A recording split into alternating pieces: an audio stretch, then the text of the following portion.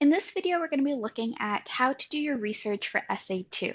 So for Essay 2, your first two body paragraphs will be your theme paragraph. So for those ones you don't need any research, you're just going to be using your chosen urban legends as your support for those two theme paragraphs. But for your second two body paragraphs, your research paragraphs, for those ones you are going to need to find two research articles per paragraph so that you're going to end up with four research articles in all that you're going to be citing and analyzing and using in your essay. So I'm going to talk about how to find those sources. Okay, so let's get started. So this is the assignment. Again, there's no video because I'm making it right now, but there will be a video. So once I go over how to do research, then you're going to be opening up this article and you're going to be just doing some questions for me. So I will end with that and kind of explain what you're going to be doing. But first, I just kind of want to generally talk about how to do research.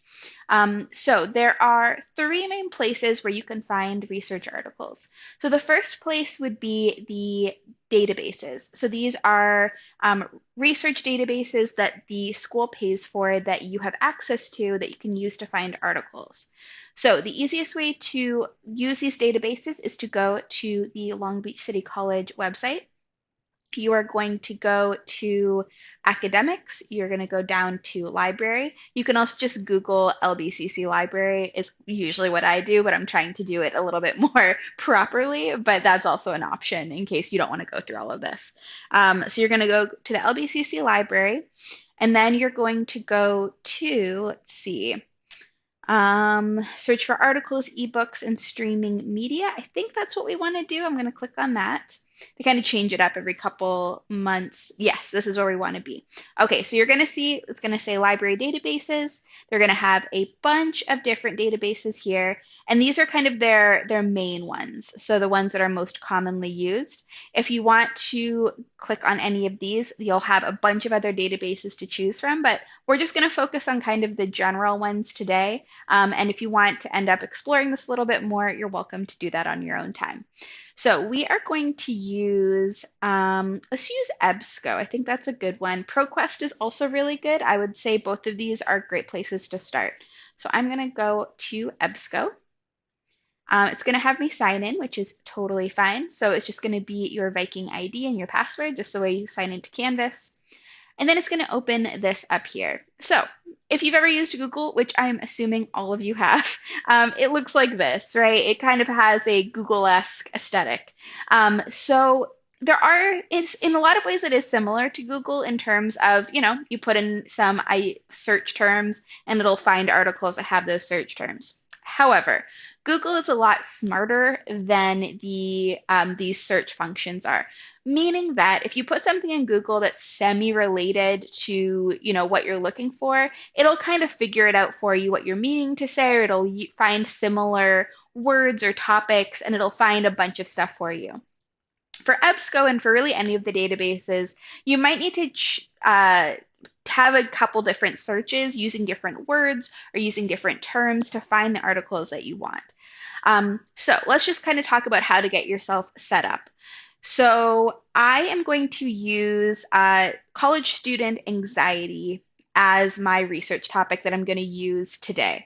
Since I know a lot of you are focusing on different, mental health topics, I think this is a good thing or a good example, but this is going to work for anything. So whether you're looking at why do students cheat? Or, what makes for a good professor? Or how does, embarrassment impact students' confidence or something like that? This would all work for the same thing, but I'm going to use college student anxiety as my search term or as my research topic. So let's just try that out. Okay, college student anxiety. Okay. And then down here, I'm going to want to do a couple things. So first, I'm going to click on Boolean phrase. And what that means is it's going to find similar ideas and topics, even if it doesn't exactly match the words that I've used. You can also just do like find any of my search terms, but I'm gonna try this and see if it works. I'm gonna apply related words. I'm going to also search within the full text of the articles, meaning that even if the title doesn't have that in it, if the text itself does, it'll find it. And I'll do apply equivalent subjects, that works. And then I also want full text. So the reason we want that is because sometimes it'll come up with an article that looks amazing. It looks like it's a perfect fit, and it doesn't actually have the full text article. It just has kind of like a book review of it. And that doesn't really help us. So we always want to click on full text. And then for some classes, you might want to click on the peer reviewed. So some teachers will specifically ask that all your sources be peer reviewed, and that's great. And if that's the case, you can click on peer reviewed, and it's going to make sure that all of your sources are peer reviewed. What peer reviewed means is that when a academic or researcher wants to write an academic article, they can't just publish it. So what they do is they will submit it to a journal that they're interested in publishing it.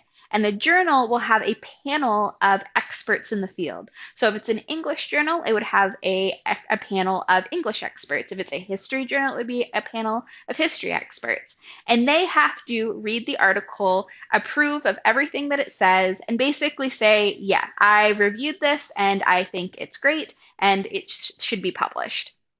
And the reason why that's great is because it makes sure that even if your original author misses something or maybe has a bias or something like that, the peer review should be able to recognize that and make sure that it doesn't get published or that the changes are made before it gets published. So that's why a lot of teachers like a good peer-reviewed article, because it just kind of makes it that extra level of accurate and credible.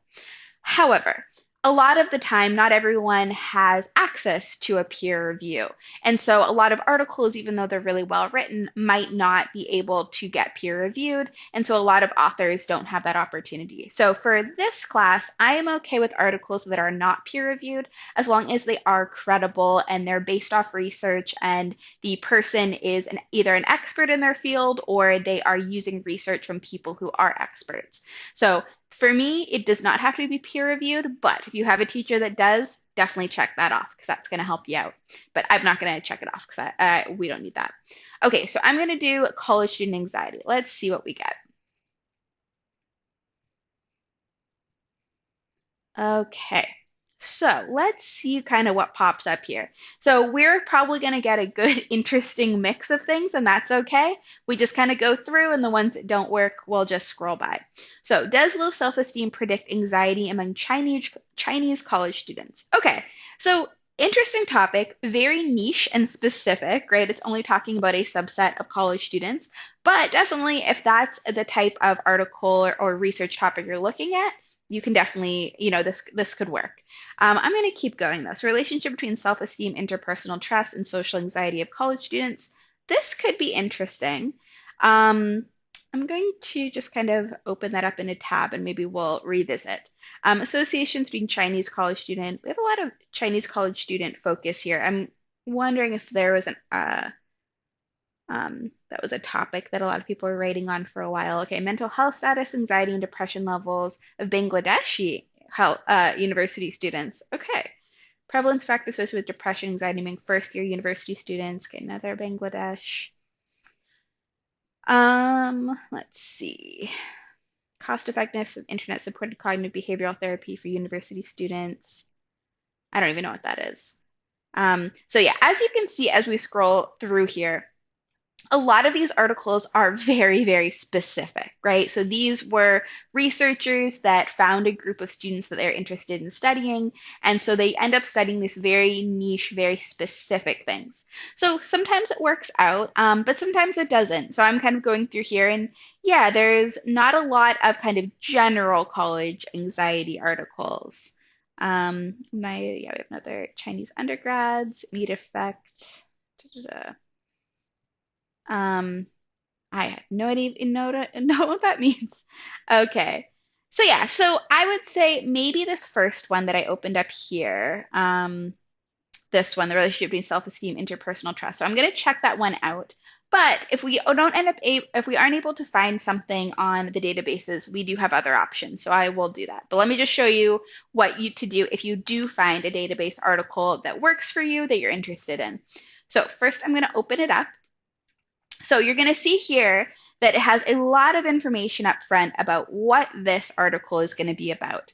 So we have the author, we have the source, so where it was published, we have a bunch of subject themes, so all of these things, and then we have an abstract. So an abstract is going to be really important when you're looking at database articles because it gives us a general sense of what the article is about before we actually go and read it.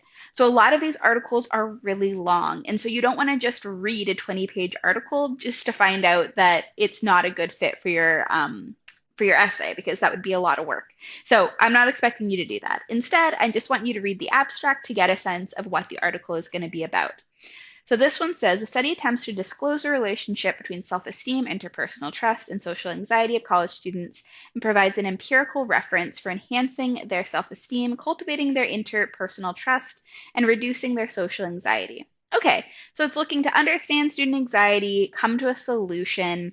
It says that 673 college students were randomly sampled, so that's a pretty good sample size. It could be better, like if it's in the thousands, that's going to give us a better sense of data points, but 673 are pretty good. And it says they're randomly sampled, which is also really important because we don't want a biased group. So for example, say you sampled, 600 students, but they were all English majors or they were all engineering majors and they all went to a specific school and they all had, all these things in common.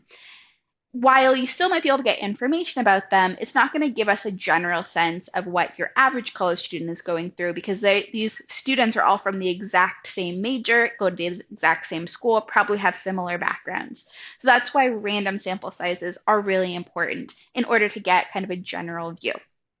Okay, so this could definitely work. So what I'm going to do is just take a look at the actual article.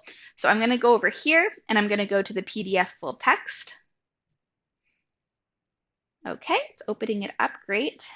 And yeah, so we've got here the article. So what I would probably recommend doing, so if I was interested in using this article, I would definitely want to read the introduction because that's going to give me a good sense of what this is about. And I would also maybe do, let's see. So methodology is going to be how the study was done. So exactly how the study was organized and how it was then given to the students. So did they answer a survey? Were they interviewed? Did they have to answer multiple choice questions, right? It's going to tell us like what they had to do. Then the results are going to be obviously the results of that. We've got a lot of graphs here, a lot of numbers, and then we have discussion. What else we got? And then references, so different studies that they use to come up with like their ideas. So what I would always recommend doing is you don't need to read the entire thing. I would read the introduction to get like a general sense of what's going on. You could read the results, although these ones look like they're a little complicated. They're definitely made for other researchers who do research and kind of understand what this all means. So if you're reading the results and it's going way over your head, you don't really understand like what this all means, I would just go down to the discussion because usually for the discussion, they'll simplify it down and kind of talk about what it all means. So that's what I would recommend here. Read the discussion, see if it works, and then you can always just quote the discussion. So choose a couple sentences that you might want to use. Okay, so that's what I would do if I was going to use a database article. Then when it came to time to cite my database article, it's actually pretty easy. So on the side, when you're reading these database articles, there should be a citation button. So it's going to look like this. It's the little, I guess like it's a little yellow paper, whatever. So if I click on that, then it has a bunch of citations. So you know that we are using MLA. So we're not going to just use any of these. We're going to scroll down, down, and we see here we have MLA 9th edition. So that's going to be the one that we're going to use. And we're just going to copy and paste that into our Works Cited page. And that's going to be the citation for this article. Make sure that you do scroll down. Don't just do the first one because we are definitely not using ABNT or AMA or any of these other ones. We're definitely going to use MLA. So just scroll down, find the correct one, copy and paste it, and you're all good there. Okay, so anyway, I've taught you how to do the database articles, but What about if you can't find a database article that fits? Or what about if you want to try something else? So the next place we can look is going to be Google Scholar. So the easiest way to find Google Scholar is to get onto Google and type in Google Scholar. It should be the first thing that pops up. It'll take you to a screen that looks like this. So very similar to regular Google, but it says Google Scholar, and I'll kind of explain what that means. So what Google Scholar is it's similar to the databases in that most of these articles are either peer reviewed or at least they're written by experts in their field. So these aren't just kind of general information articles. These are written by professionals, written by experts who are doing studies and research and want to share that with people. So I'm going to do a similar thing that I did with these are other things done for other classes. So similar thing. So I'm going to do college student anxiety. Click on that. Okay. So right away, we can see a bunch of different articles. So some things to look out for. So the problem with Google Scholar sometimes is that not all these articles are available for free. So the way you can tell if an article is available for free is if you see the little PDF on the side here. If you don't see that, then it might mean that these are available for a pay, like for pay. So you're going to hit a paywall and you're not going to be able to read the rest of the article without going through that paywall, which I do not recommend doing. Do not pay for these articles. You do not need to. There are plenty of other options. So what that means is it kind of narrows down the ones that I can use because obviously I can't use any of these that I hit a paywall. So let's just try this first one here. So contemporary college student anxiety, the role of academic distress, financial stress, and support. Okay, that can definitely be an interesting one that talks about, general experience. Okay, so let's look here. Again, we have an abstract, which is great. So we can kind of read that, get a sense of the article before we start reading the entire thing. If I click on read full text, ooh, this is a paywall. See, sometimes even the ones that don't have paywalls have paywalls. Okay, so we are not going to use this one. Now, I am curious if I take this, I'm going to just copy that and stick it into here. Now, I'm guessing it's not going to pop up because usually if it did, oh no, never mind, it is here. Cool, cool, cool. Okay, so I think this is the same article. Let's go see.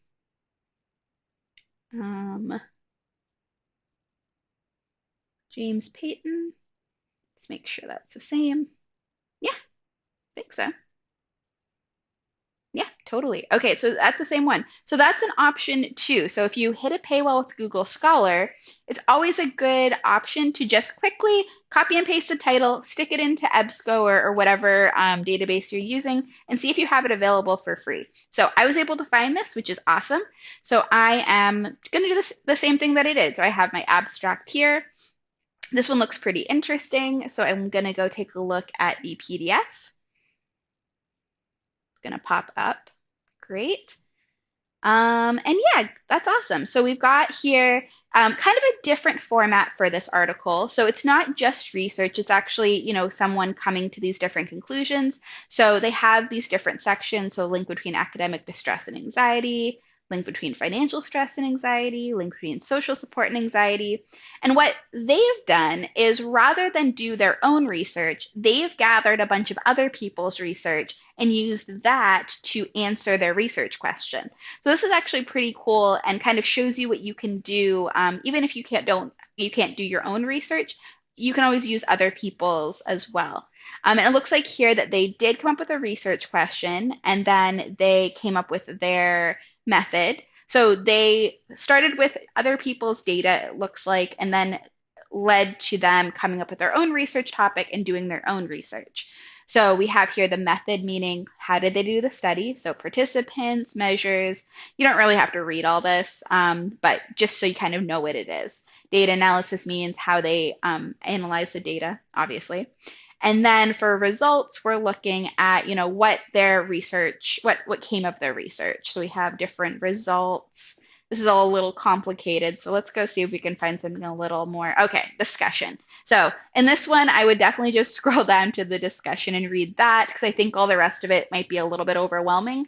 And it honestly is for me too. I'm not a researcher, so while I can generally understand what's going on here, I'm not expecting you guys to. So it's always okay to just go down to the discussion, get a general sense of what the findings were, and that's where you're welcome to, quote and talk about that.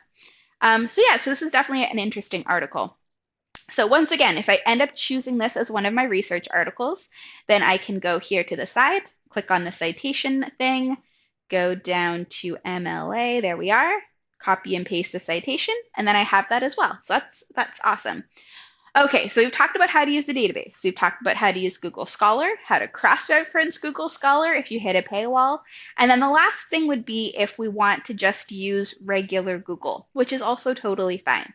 So I already put in anxiety in college students into Google. So sometimes what happens when you do start doing your research is the first thing that'll pop up is it wants to take you to Google Scholar. So if you haven't already checked out Google Scholar, this would be a good chance to look at some of these articles. Because we've already done that, I'm going to skip over this and just focus on the Google results. So there's a couple things to note when you're using Google to do research. So the first thing is that a lot of the time, these articles that we find are going to be a lot of secondary sources. So we've covered this a little bit, but let me just do an overview. So secondary sources are going to be sources where they're using other people's articles, research experiences, and talking about them in the secondary source. So they didn't do the research firsthand or they didn't experience the thing firsthand, but they're using other people's experience or other people's research to then talk about the issue. So there's nothing wrong with that, but you just want to know that that's what you're seeing. So let me show you an example. So this is an article from, it looks like Harvard Health. So pretty good. It's a blog, so it's not going to be, the highest level of credibility, but we might be able to find some stuff here. So I'm going to click on that. And it opens up this article. So looking at the authors, one of them has a PhD, the other has their master's degree, so that's pretty good. Scrolling down. So right away, I'm seeing that they are using a lot of primary sources to write this kind of secondary source article. So what I mean by that is this isn't really their idea, right? Like the author didn't come up with this themselves. They are just have done a lot of reading on the topic, and so they're using a lot of other people's findings and ideas to talk about this topic.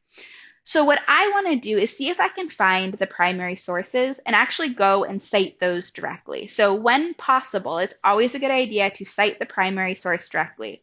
So for example, here it says it's common. Anxiety in college is very common according to the American Health Association Fall 2018 National College Health Assessment. So this was clearly a study that was done. So this person did not do the college health assessment, but they found the findings for it and they're using it in their own article. So rather than citing this college health assessment, I can just go directly to it and I can find the data myself. So according to the health assessment, it says that 63% of college students in the US felt overwhelming anxiety in the past year. That seems totally believable. Yeah, I would actually say it might be even higher, but sure. And then in the same survey, 23% reported being diagnosed or treated by a mental health professional for anxiety in the past year.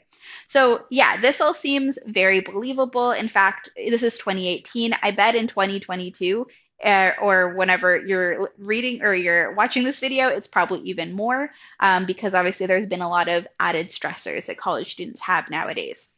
So I'm going to see if I can open up this link. So I'm going to open that up. Okay, cool. So it takes me directly to the report, which is awesome. And so, yeah, it talks about the different participating institutes. So they did this at several different colleges. Does it say, okay, so it says 27,864 surveys were completed by students. So this is what I was talking about sample size. So in that other sample size or that other article or research we were looking at, The sample size was like 600 and something students. So I said then that like that's an okay amount, but the more the better. And so obviously 27,000 is going to be even better than 600, right? We are having a lot more students from different schools, different states, different experiences. It says 40 schools here, which is amazing. And we're definitely going to get a much better view of student experience with, 27,000 students than we would with a, 600. So that's what I talk about. Like sample size matters, and it's a good thing to kind of keep in mind. Okay, so here they just have a list of all the schools, the number of people.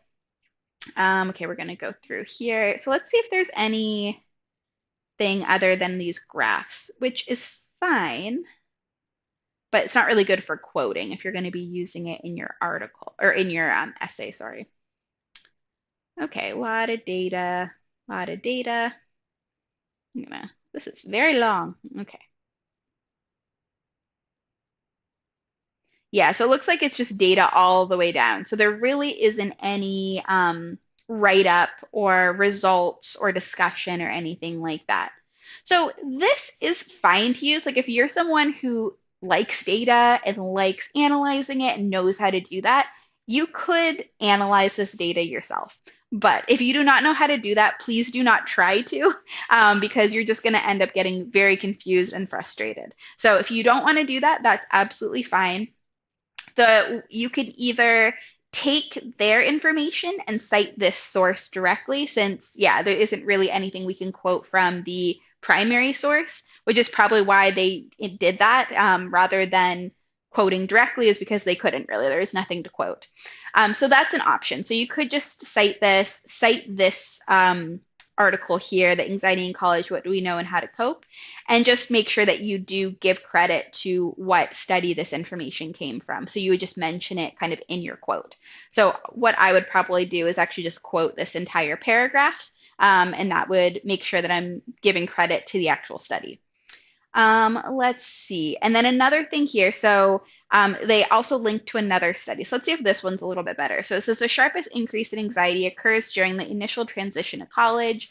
A recent study demonstrated that psychological distress among college students rises steadily during their first semester of college and remains elevated throughout the second semester. Okay, let's look at this study then.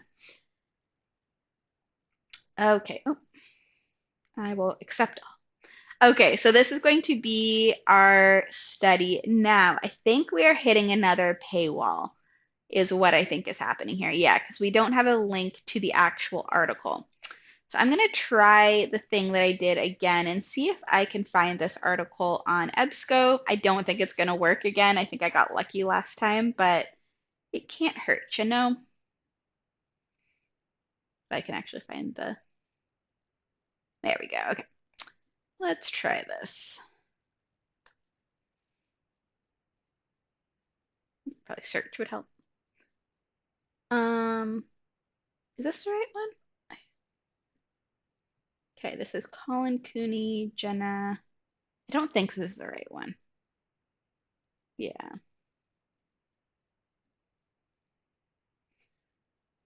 Yeah, so this is not the same article.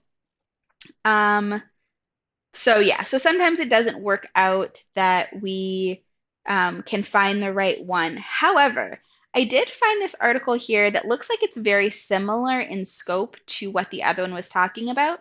So if I am interested in using that, I can definitely use this article instead because it's very similar, right? It's looking at first year college students and how they're kind of handling that first year transition. So if that's something you're interested in talking about, you could definitely use this. But I realize it's not the same article, so that wouldn't work if you wanted that exact article.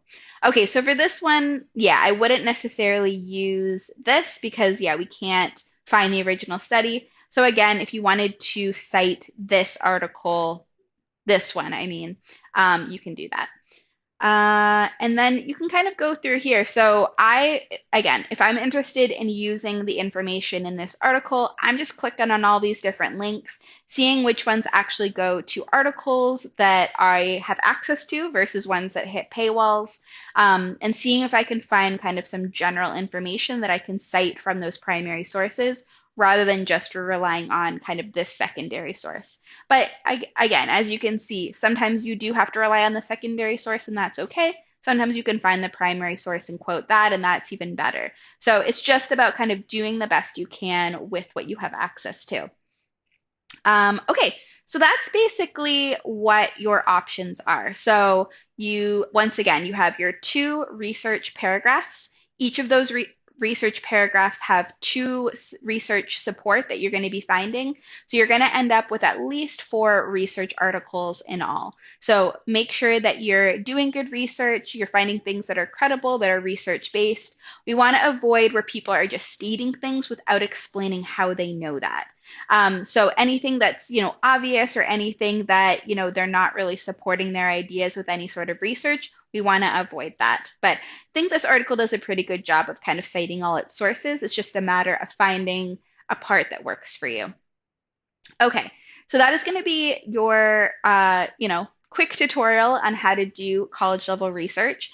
Make sure that as you are finding articles that you want to use, so say, I'm going through here and I want to use this article and I want to use this article, make sure that you are keeping track of them and that you are citing them as you go, or at least saving the information so you can go back to the article and cite it when it's ready. So eventually you're going to be putting all of these into a works cited page and you're going to be citing them. So having all this information is really important. So common information that you're going to need is going to be the title, it's going to be the author or authors, the date that it was published, where it was published, and then any other information if like, issues and that sort of thing if you're using a database article. But honestly, if you got the author, the title, the publication, the date it was published, and then the URL if it's online, you're basically good to go.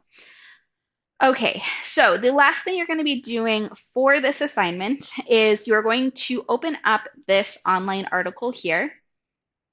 So this is an article kind of similar to the one that we were just looking at that, I would say this is a good example of a secondary source. So it's published at the UC Berkeley website, just the same way that the other one was published at the Harvard website, but it's more of like a blog type of thing rather than a research article. So what they've done is they've linked to a bunch of other research articles.